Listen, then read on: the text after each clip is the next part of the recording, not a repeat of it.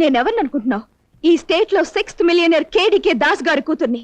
నువ్వు ఇలా అల్లరి చేసినట్టు వెళ్ళి మా డాడీతో చెప్పానో నిన్ను రోడ్ల మీద కూడా తిరగకుండా చేస్తారు. మీ డాడీ కేడీకే దాస్ అయితే నాకే, ఫర్మ కేడీ అయితే నాకే, ఆవకాయ జాడీ అయితే నాకే.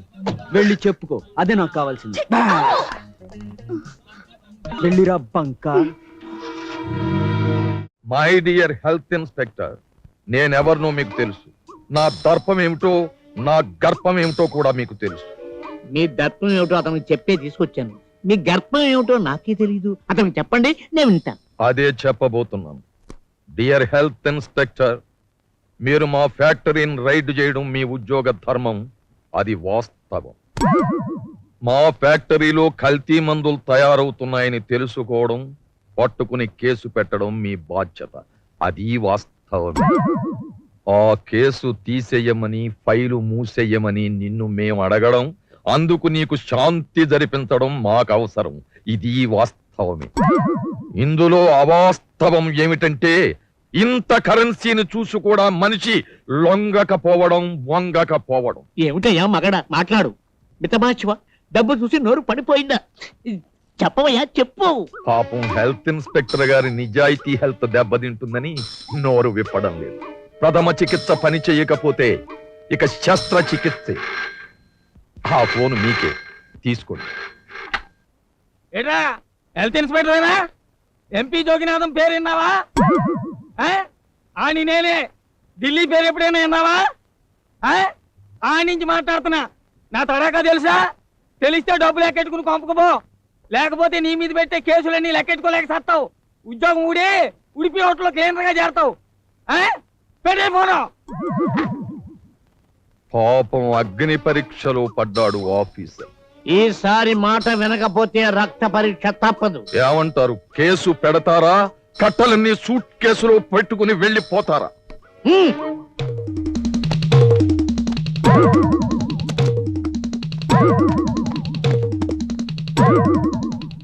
అది గర్భం అంటే. ఇప్పటికి అర్థమైంది. చిచ్చి మీ వీరే సాటి. అంతే. నెక్స్ట్ మన ప్రోగ్రామ్. మన ఫ్యాక్టరీలో ఉద్యోగాల ఇంటర్వ్యూ కోసం క్యాండిడేట్స్ ఎదురు చూస్తున్నారు. ఈ అప్లికేషన్స్ ఒకసారి చూడండి. మొత్తం ఎంత మంది క్యాండిడేట్స్ అప్లై చేశారు? 4 ఉద్యోగాలు, 455 అప్లికేషన్స్. ఎస్.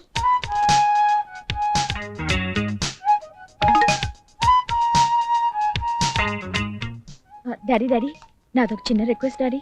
చెప్పమ్మా, నీ మాట ఎప్పుడైనా కాదన్నానా చిన్నారి?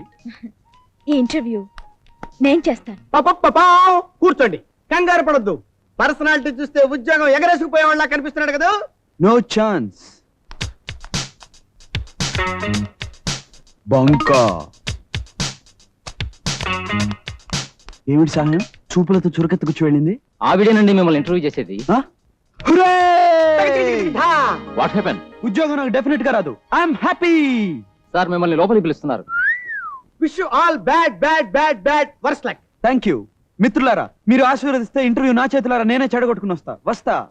ఏమిటి అలా తెల్లమొహం వేసుకు చూస్తున్నారు? మా వాడు ఒక్క నిమిషంలో గోడ కొట్టిన బంతిలా రైలు బట్టి వచ్చేస్తాడు. అమ్మో. Good morning. Very very good morning. Sit down. Thank you and congratulations. దేనికి? నన్ను ఇంటర్వ్యూ చేసే అవకాశం మీకు వచ్చినందుకు. Mister. Yes miss. Okay okay. ఎంతవరకు చదువుకున్నారు? పెద్ద బాల శిక్ష. ఏమిటా పిచ్చి సమాధానం? మీరే మంచి ప్రశ్న వేయొచ్చుగా. ఆ అప్లికేషన్ లో నా క్వాలిఫికేషన్ చూడలేదా? అవును. ఇదేమిటి? Gurkha, clerk, manager, dance coach, ఇన్ని ఉద్యోగాలకు అప్లికేషన్స్ పెట్టారు. అన్ని ఉద్యోగాలు వస్తే ఏం చేస్తారు? మన కెపాసిటీ అంత. ఇంకో 10 ఉద్యోగాలు వచ్చినా సింగిల్ హ్యాండ్ మే చేసేస్తాను. సరే, భారతదేశంలో ప్రఖ్యాత షెహనాయి వాద్యగాడు ఎవరు? Bismillah Khan. Very good. Correct. ఏమిటి కరెక్ట్? బెజవాడ రైల్వే స్టేషన్ అంత పెద్ద తప్పు. ప్రముఖ షెహనాయి వాద్యగాడు ఇమ్రాన్ ఖాన్. సుప్రసిద్ధ హిందుస్థానీ గాయకుడు ఎవరు? బడే ఖాన్ అని చెప్తాననుకున్నావు కదా. సుప్రసిద్ధ హిందుస్థానీ గాయకుడు అంజాద్ ఖాన్. అరే ఓ సాంబా. సరే, అప్లికేషన్ లో డాన్స్ ప్రవేశం ఉందని రాశారు. మన దేశంలో నాట్యాలు ఎన్ని రకాలో చెప్పగలరా? చెప్తా. భారతనాట్యం, భరతనాట్యం, భరతనాట్యం. భార్య భర్తతో చేయించేది భరతనాట్యం. ఏమిటా వెకిలి సమాధానం? వెకిలి ప్రశ్నకు వెకిలి సమాధానం. లేకపోతే నన్ను క్వశ్చన్ చేయడానికి నువ్వెంత, నీ నాలెడ్జ్ అంతా? మిస్టర్. Yes miss. జడ చూస్తే జానం లేదు. నువ్వు నన్ను క్వశ్చన్స్ అడుగుతావా? అడిగితే అడిగావు, కాస్త సిగ్గుపడుతూ అడగచ్చు కదా. నువ్వు రోడ్ సైడ్ రోమియో అనుకున్నాను, ఇంత పొగరబోతు అనుకోలేదు. అవును, పొగరబోతునే. ఏం చేస్తావు? ఉద్యోగం ఇవ్వు, అంతేగా. రాసుకో, unfit for the job, not selected. తీసుకో. ఏమిటి, ఇంటర్వ్యూకి వచ్చి తలతకి సమాధానాలు చెప్పాడా? తలతిక్కగా మాట్లాడాడు కానీ అతను తెలివితోకోడు మాత్రం కాదు డాడీ. అంత చావు తెలివితేటలు ఉన్న వాడిని చావు దెబ్బ కొట్టాలి అంటే ఉపాయంతో కాదు, దుపాయంతో. డుపాయమా? ఆ. ఉపాయం అంటే అందరికీ తెలుసు కానీ డుపాయం అంటే ఏమిటో అమ్మాయి గారికి చెప్పండి. అది విని నేను బుర్ర పెంచుకుని ధన్యుణ్ణి అవుతాను సర్వశ్రీ. చెప్తాను చిన్నారి. వాడు నిన్ను ఏడిపించినందుకు వాడిని రౌడీలతో కొట్టించకూడదు, పోలీస్ స్టేషన్ లో పెట్టించకూడదు. మానసికంగా హింసించాలి. గత 10 సంవత్సరాలుగా సంవత్సరానికి 10 లక్షల నష్టం తీసుకొస్తున్న మన రేఖా టెక్స్టైల్స్ కి వాడిని జనరల్ మేనేజర్ గా అపాయింట్ చేయి. లాభాలు రాబట్టలేక, నష్టాలు అరికట్టలేక, మనకు జవాబు చెప్పలేక, మెయింటైన్ చెయ్యలేక అశాంతితో మనశ్శాంతి చచ్చిపోయి ఏకాంతంలో ఏడుస్తూ కూర్చుంటాడు. ఫెంటాస్టిక్. ఆ. ఇప్పుడే ఆర్డర్స్ పంపిస్తాను డాడీ. ఆహా సర్వశ్రీ, డుపాయం అంటే ఇదా? ఆ. శ్రీమాన్, ఇక మిమ్మల్ని ఇలా కాదు. ఓ, వద్దు, వద్దు. చిన్న ఇంటర్వ్యూ ఏం చేసావు? సర్వనాశనం చేశాను. అమ్మయ్యా, పొల్లే ఇది చూస్తాగు. మీరేం భయపడకండి, చచ్చిన ఉద్యోగం మనకి రాదు. ఏమిటి స్వామి, ఏమైనా సరే మా వాడికి ఉద్యోగం వస్తుందా? తప్పదా? చాలా సంతోషం స్వామి.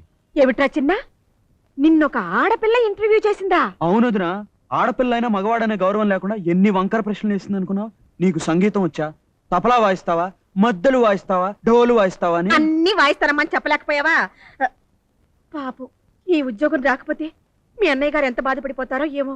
బాధపడతారనేగా, ఏదైనా సరే తెప్పించండి, వాయించి చూపిస్తాను అని కూడా అన్నారు. ఏమిటే, ఏం జరిగింది? ఏం జరుగుతుంది? ఉద్యోగం వాడిని ఇంటర్వ్యూకి తరిమారు కదా. ఉద్యోగం లేదు సరికదా, లింగులిటుకమంటూ ఒక ఆడపిల్ల నెల తక్కువ ప్రశ్నలు వేసిందట. నాకు ఇంకా నమ్మకంగా ఉంది. 10 నిమిషాల క్రితం నువ్వేమీ కంగారు పడద్దు, మీ వాడికి ఖచ్చితంగా ఉద్యోగం దొరుకుతుందని ఆ టీవీ రమణ నాతో 100 సార్లు చెప్పాడే. టీవీ రమణ ఎవరండి? ఓహో, టీవీలో వార్తలు చదువుతాడు ఆయన. సాక్షాత్తు ఆ తిరుపతి వెంకటరమణే. అయ్యో, ఎవరండి చెప్పినా ఆ ఉద్యోగం రాదు రాదు, దాని పరిస్థితి అలాంటిది. రాదా? రాదు. ఉండు కనుకొస్తాను. వెళ్ళండి. ఏమిటయ్యా ఇది, మాట చెప్పి ఆడిన మాట తప్పుతావా? పెద్ద బాబాయ్ ఆయన ఎవరో వచ్చి నీకు ఈ కవర్ ఇమ్మని ఇచ్చి వెళ్ళారు.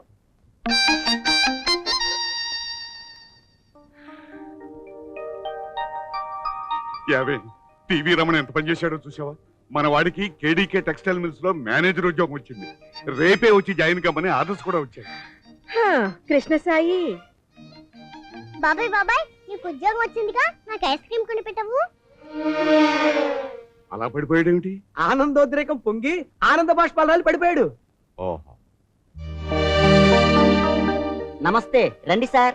మీరే కదా మా కంపెనీకి వచ్చిన కొత్త జనరల్ మేనేజర్? అవును. ఏ ఎంత ధైర్యం సార్ మీకు? గత 10 ఏళ్ల నుంచి ఏడాదికి 10 లక్షల రూపాయల నష్టం తెచ్చే మా కంపెనీకి జనరల్ మేనేజర్ గా వచ్చారా? అటు చూడండి ఒకసారి లక్షణం, అంతా ఖాళీ. ఏమిటి, 10 ఏళ్లుగా నష్టాలు వస్తున్న కంపెనీకి నన్ను మేనేజర్ గా అపాయింట్ చేశారా?